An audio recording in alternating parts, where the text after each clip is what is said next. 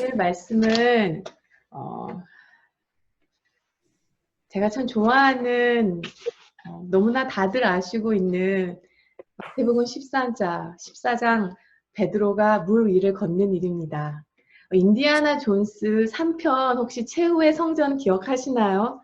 이 인디아나 존스 3편에서 인디가 죽어가는 아버지를 구하기 위해 예수님이 최후의 만찬 때 사용했던 술잔, 이 성배를 찾으러 가는 도중에 세 가지의 관문을 통과해야 했습니다. 첫 번째가 하나님의 숨이었고요. 두 번째가 하나님의 말씀이었고, 이제 세 번째 클라이막스, 세 번째가 하나님의 통로라는 관문이었는데요. 이 세 번째 관문이 기억나세요? 이 세 번째 관문에서 인디는 어느 이제 절벽에 다다르게 됩니다. 그리고 이 절벽에서 이 반대편에 있는 절벽으로 건너를 가야 되는데요. 그 사이에 다리가 없는 거예요. 그 아래는 낭떠러지고요. 저쪽 반대쪽으로 넘어가야 되거든요. 그쪽이 유일하게 성배를 찾으러 갈 수 있는 길이에요. 근데 인디가 갖고 있는 노트에 써 있기는 이 절벽에서 믿음의 한 발을 내딛는 사람만이 자신의 가치를 증명할 수 있다라고 써 있었습니다. 그래서 인디는 믿음의 한 발을 절벽 아래로 내딛습니다. 영화를 보신 분들은 다들 아시겠지만 인디가 절벽 아래로 믿음의 한 발을 내딛었을 때 그 절벽에는 사람의 눈으로는 보이지 않는 투명 다리가 있었습니다. 히브리서 저자는 믿음이 없이는 하나님을 기쁘게 하시지 못하나니라고 말씀했습니다. 오늘 본문 말씀이 바로 이 믿음의 한 발을 떼는 이야기입니다. 물 위를 걷는 이 일은요, 이 말씀은 오병이어 기적을 제자들이 경험한 직후 일어난 일이에요. 장정만 5,000명을 먹이셨어요, 예수님께서요. 이걸 경험한 사람들이요, 예수님을 왕으로 만들고 싶어 했어요. 예수님은 그 마음을 아시고 모인 사람들을 흩으시고 제자들은 즉시 재촉하사 빨리 호수 건너편 벳사이다 가버나움 쪽으로 먼저 보내셨습니다. 그리고 제자들은요, 그 갈릴리 바다에서 폭풍을 만납니다. 성경에서 우리 하나님이 사람에게 폭풍을 보낼 때는요, 두 가지의 폭풍이 올 수 있다는 걸 말해주고 있어요. 두 가지 종류의 폭풍이 있거든요. 하나는 삶의 교정이 필요할 때 오는 교정의 의미를 갖고 있는 폭풍이 있고요. 또 다른 하나는 우리의 믿음이 온전케 하기 위해서 허락하시는 온전케 하는 폭풍이 있습니다. 예를 들어 요나 같은 경우는요, 하나님의 뜻에 불순종하였고 하나님은 요나의 마음을 바꿀 필요가 있었어요. 교정시킬 필요가 있으셨어요. 하나님의 계획 안에 들어오게 하시기 위해서는요. 그래서 교정의 폭풍을 보내셨습니다. 반대로 마태복음 14장에서는요, 제자들은 예수님께 순종하여 배를 타고 갈릴리 바다로 나갔어요. 그리고 그 바다에서 폭풍을 만납니다. 이것은 믿음을 온전케 하는 폭풍이에요. 장정 5,000명을 먹이는 이 엄청난 기적을 경험한 제자들이 배에 탔을 때는 오후였어요. 이미 너무나 많이 지쳐있는 상태였을 거예요. 그리고 예수께서는 제자들을 앞세워 보내시고 산으로 가셔서 기도를 하셨어요. 예수님께서 기도하는 사이에 나는 저물고 제자들은 거센 바람에 심하게 흔들리고 있는 배 안에서 파도와 두려움과 새벽의 추위와 싸우고 있었어요. 아마 제자들은 생각했을 거예요. 예수님만 있었다면, 예수님만 우리와 함께 계셨다면, 예수님만 집안 이곳에 계신다면 저번처럼 이 풍랑을 잠잠하게 하셨을 텐데. 근데 문제는 예수님이 지금 그들과 함께 계시고 있지 않다는 거죠. 제자들이 강한 파도에 기진맥진, 온몸은 흠뻑 젖고요. 새벽에 추위와 싸우고 있을 때 예수님은 23절에 보면 산에서 기도를 하고 계시다고 합니다. 즉 제자들이 엄청난 풍랑에 직면했을 때 예수님은 그들과 함께 계시는 것 같아 보이지 않았지만 제자들은 결코 혼자가 아니었어요. 주님께서 그들의 믿음이 온전케 되기를 기도하고 계셨거든요.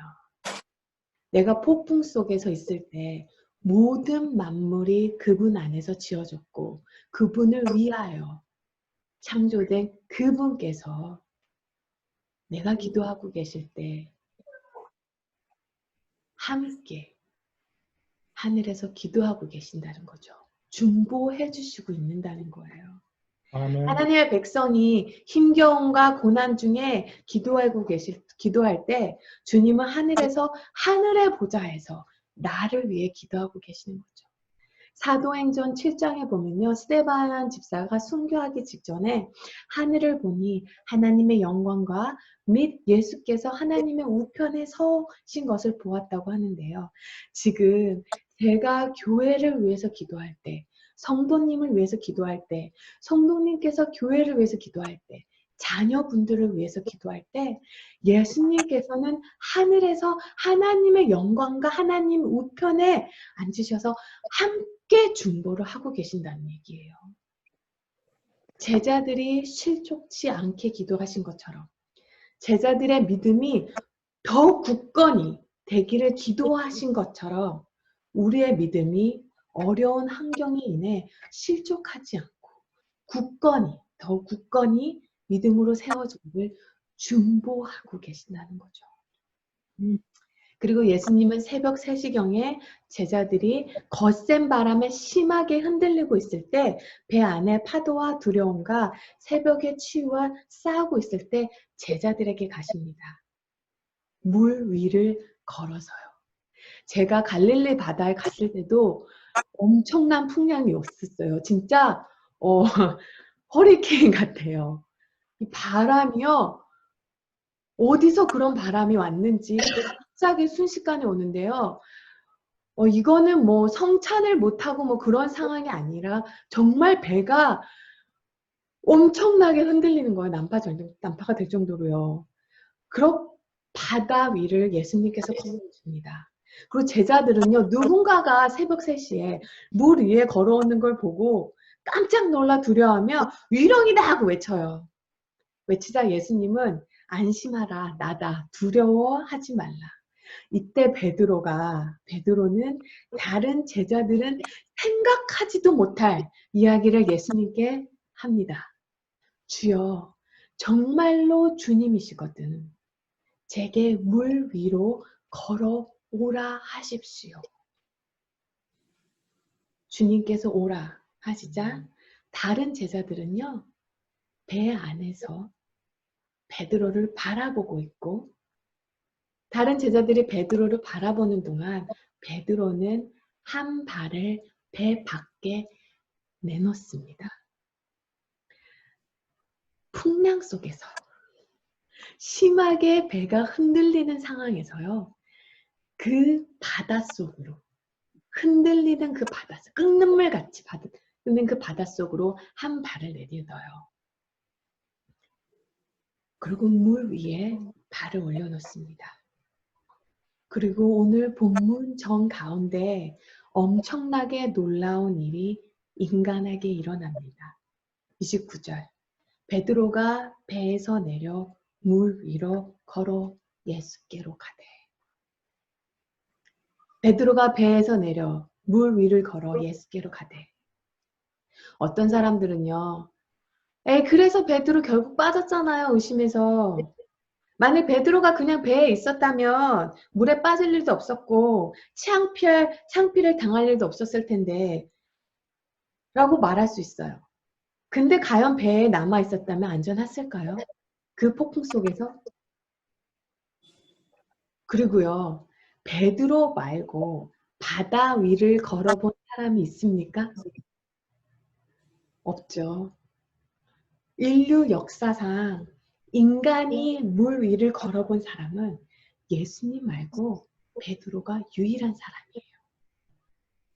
진짜 실패한 사람들은요, 이제까지 지난 날 예수님께서 어떠한 표적과 기적을 보여주시는 것을 다 보고도 배 안에서 흔들리는 그 배, 언제 난파될지 모르는 그 배 안에서 평생 한 번 유일하게 물 위를 걸어볼 그 기회를 놓친 사람들, 나머지 제자들이 실제는 진짜로 실패한 사람들이에요.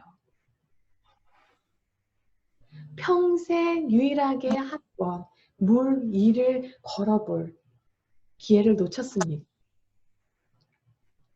무엇이 어떤 일은 그 흔들리는 바다 속에 한 발을 내딛게 하고 물 위를 걷게 하고요.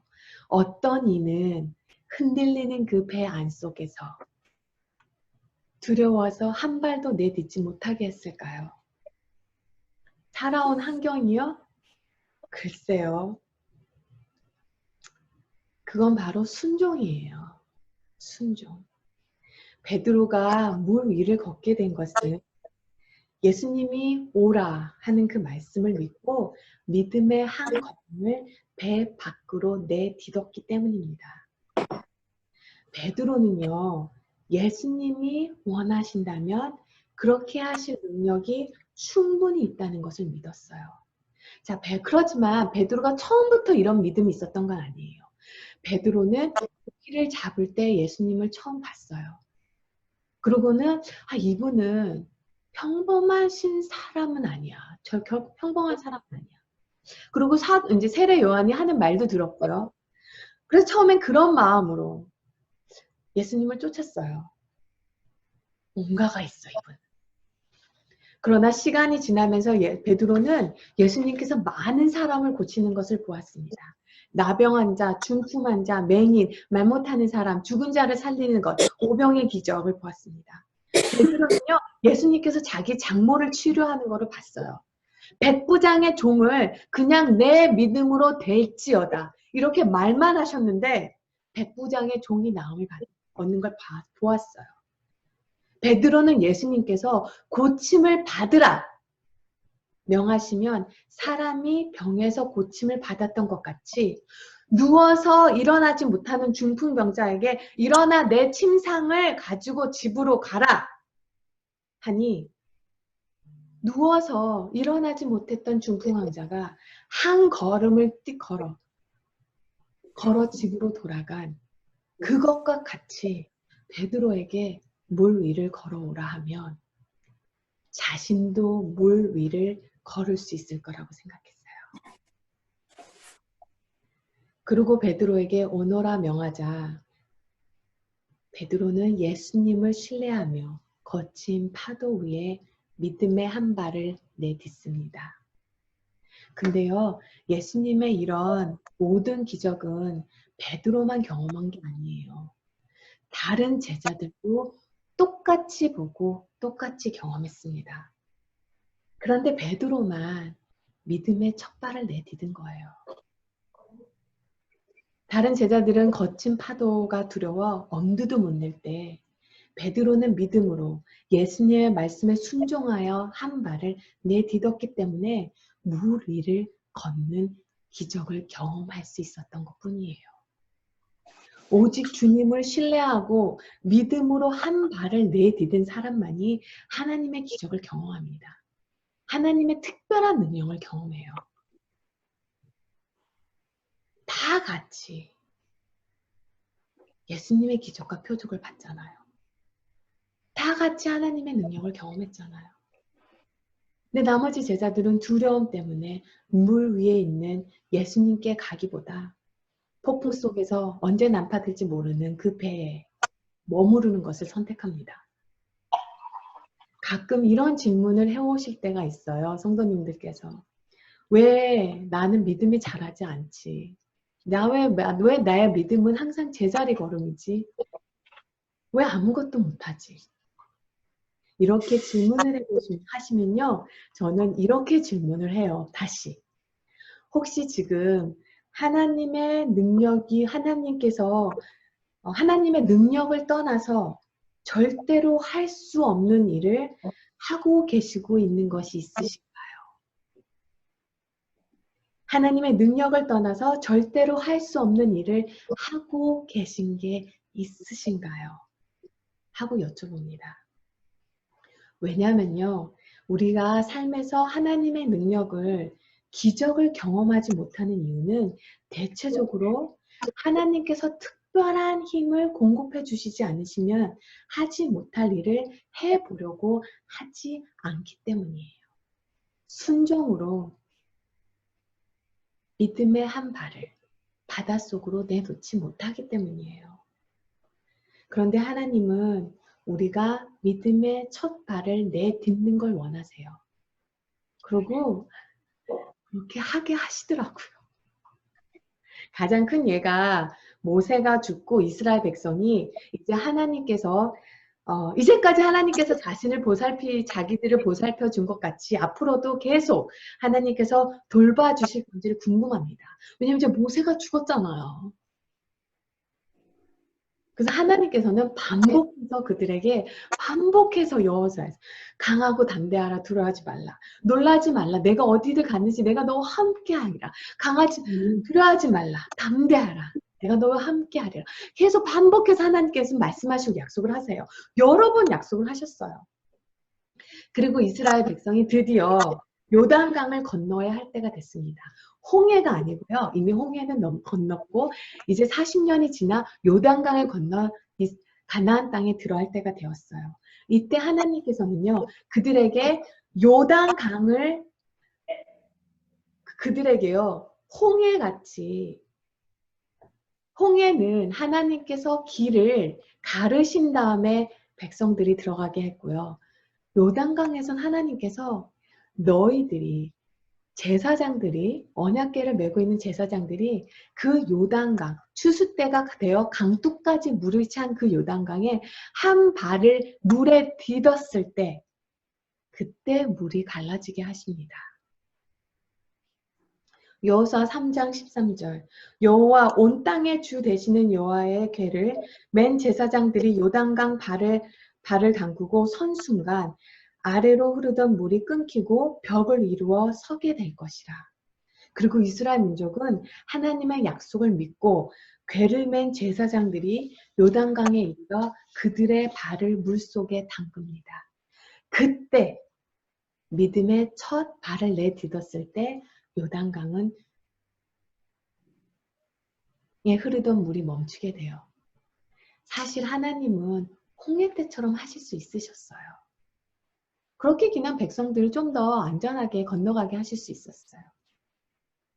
하지만 이제 하나님은 그들의 믿음을 온전케 하기 원하셨어요. 그리고 이제는 너희도 나를 신뢰한다는 것을 보여주려. 그리고 믿음의 한 발을 내딛어.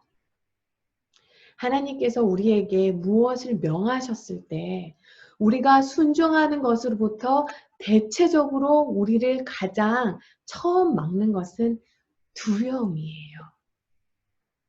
실패하면 어쩌나, 외면당하면 어쩌나, 상처받으면 어쩌나, 마음 아프면 어쩌나, 먹고 살 길이 막히면 어쩌나, 자녀들 공부 못 시키면 어쩌나. 오죽하면 성경에서 하나님께서 사람에게 가장 많이 반복적으로 말씀하신 말씀이 두려워하지 말라예요. 총 성경에 366번을 하나님께서 말씀하십니다. 두려워하지 말라. 말씀은 365번인데 걱정은 366이래요, 저희는. 아니면 혹시 윤년인 해를 고려해서 하나 더 주셔서 366번을 말씀하셨는지는 잘 모르겠지만 총 366번 우리에게 두려워 말라고 말씀하십니다. 두려움은 불신의 문제예요. 그리고 사랑하는 성도 여러분, 순종하기를 더디게 하시는 분들이 계세요. 이미 하나님께서 원하시는 거 아세요? 여러 번 말씀하셨어요. 근데 순종하는 거를 자꾸 늦추세요. 이게 정말 하나님의 뜻인가요? 알고 있어요. 하나님의 뜻이라는 거. 네, 사랑하는 성도 여러분, 순종하는 것을 더디게 하는 것도 불순종입니다.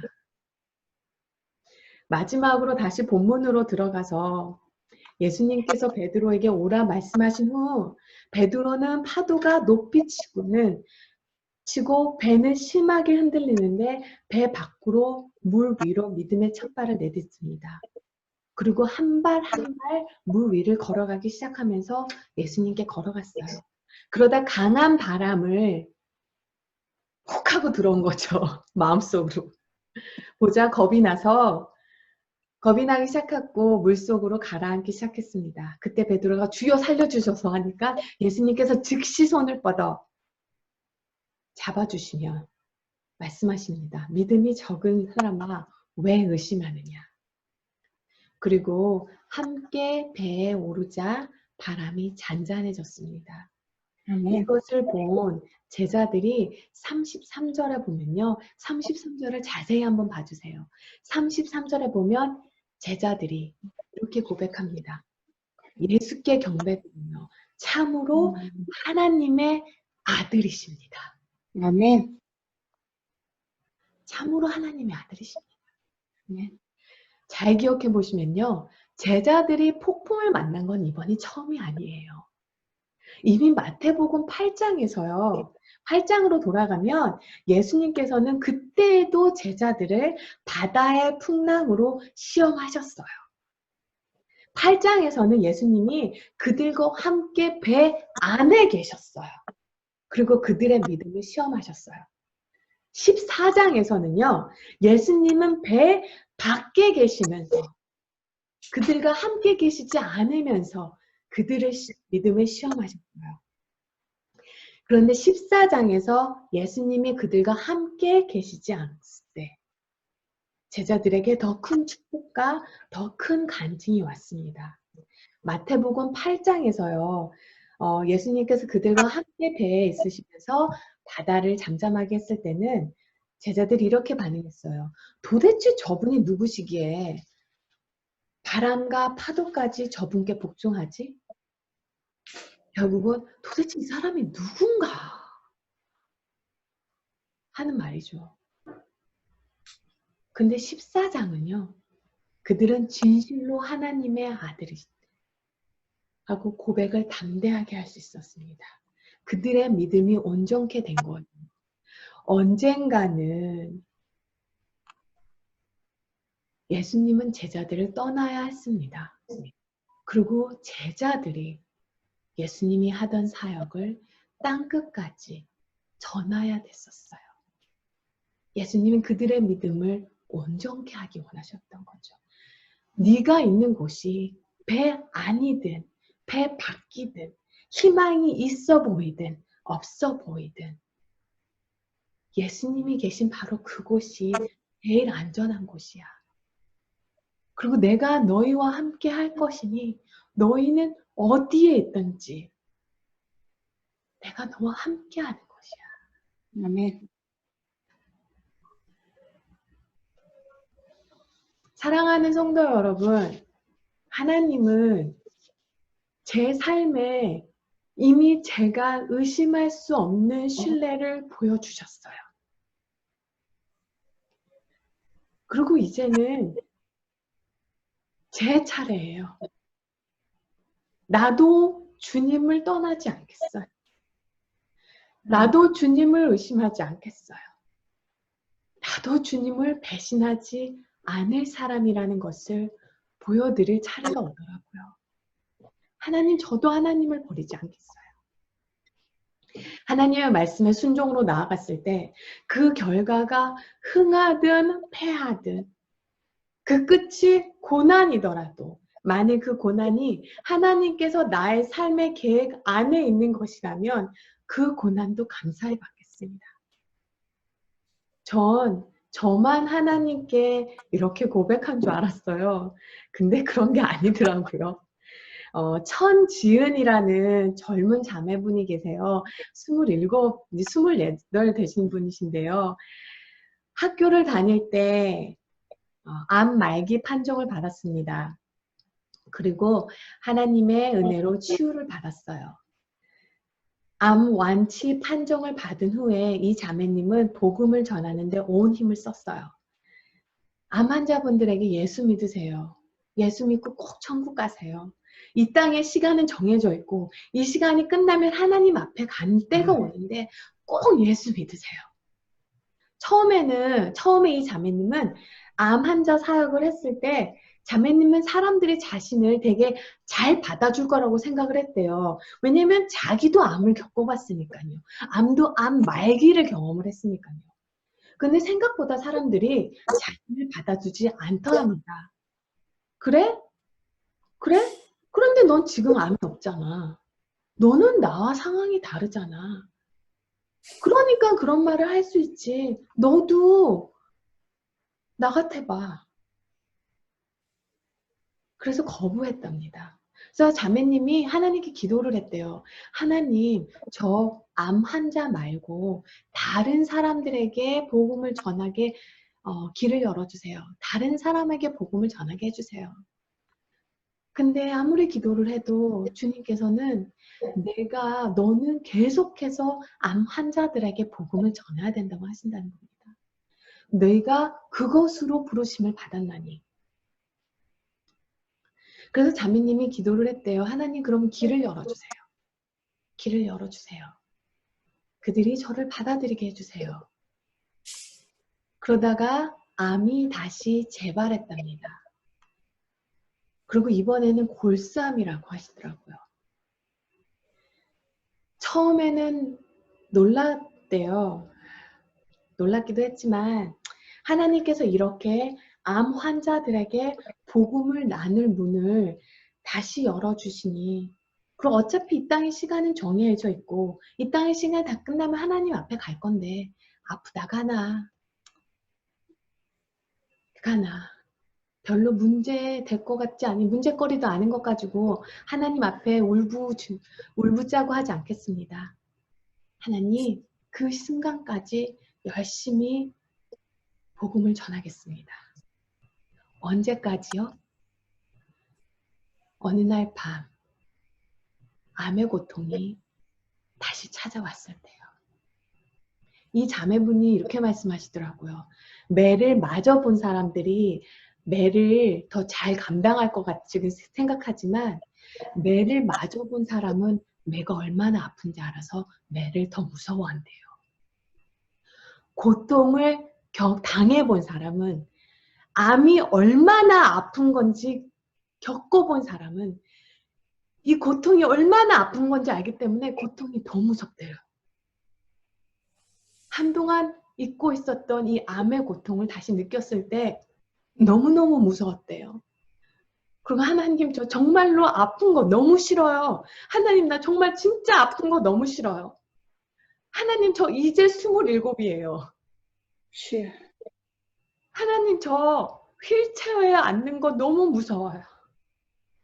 자매님이 말씀하기를 하나님 저 침대에서 죽을 때까지 다른 사람의 손에 의지하면서 그들이 내 대소변을 받아주면서 그리고 내가 그들에게 평생 삶의 짐이 되면서 살아가는 거 하나님 너무너무 무서워요. 너무너무 무서워 싫어요 하나님. 자기는 알았거든요. 그 고통이 어떤 건지.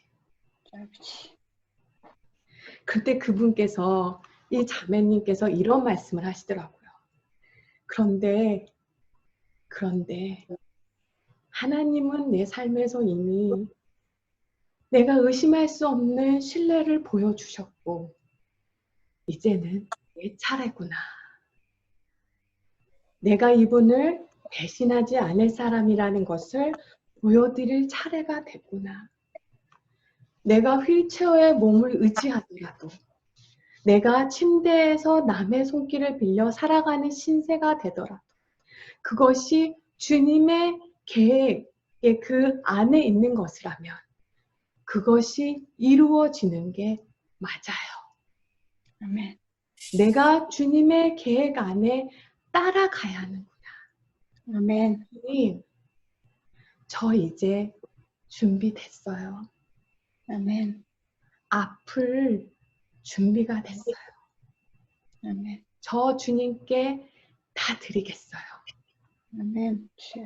사랑하는 성도 여러분, 각자마다 믿음의 한 발을 내딛어야 하는 부분은 다 다르겠지만 우리의 삶에서 영적으로 계속 성장하는 한 두려움의 문제는 결코 사라지지 않습니다. 배 안에 머무르냐, 주님을 신뢰하고 배 밖으로 한 걸음을 떼어 하나님의 능력을 경험하느냐. 주여. 이제는 우리 차례예요. 우리도 주님을 신뢰한다는 것. 우리도 아멘. 주님을 떠나지 않을 사람이라는 것. 아멘. 믿음의 한 발을 내디딜 차례입니다. 아멘. 이 시간 베드로에게 오라 명하시고 무리를 걷게 하신 예수님께서 성찬의 자리로 초대하십니다.